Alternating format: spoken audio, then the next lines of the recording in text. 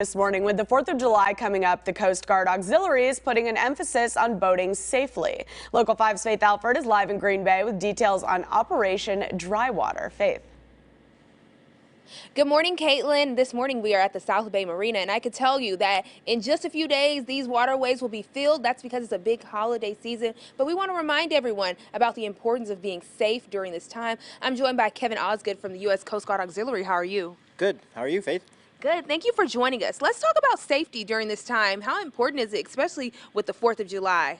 4th of July, a lot of people are going to be on the water in their boats. You got to make sure you have all the safety equipment, and you have to make sure captains stay sober.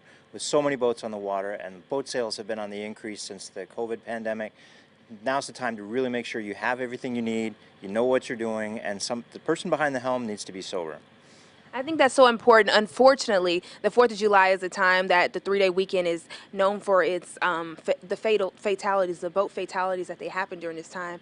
So tell us about that dry operation that they have going. Operation Dry Water will kick off this weekend, and that's heightened enforcement for all law enforcement agencies. So our partner agencies, and right here behind us, there are several law enforcement vessels tied up here. They will be on the water with boaters here in the Green Bay area. So you have the Brown County Sheriff's Department, along with the Coast Guard, and then you have the Green Bay Police Department, all on the water, all looking for impaired drivers, all making sure everyone is trying to stay safe. The blood alcohol content level on the water is the same as it is in a car, but the difference is, there's two differences. One, alcohol in the water is going to affect you a lot quicker and a lot more harshly to your body than it will on land.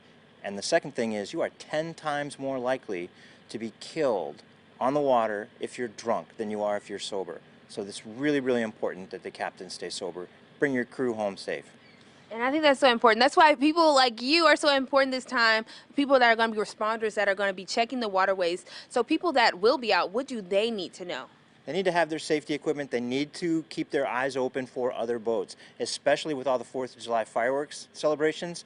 The boating areas are going to be very, very crowded at night when those shows go off, so you need to be careful. You need to make sure all your running lights are running. Have your safety equipment and pay attention to other boaters. Thank you so much for joining us. Those are just some safety tips that you will need to know for this 4th of July. It's important that everyone is safe. We want everyone to have a fun time during this holiday season. Live in Green Bay, Faith Alford, Local 5 News.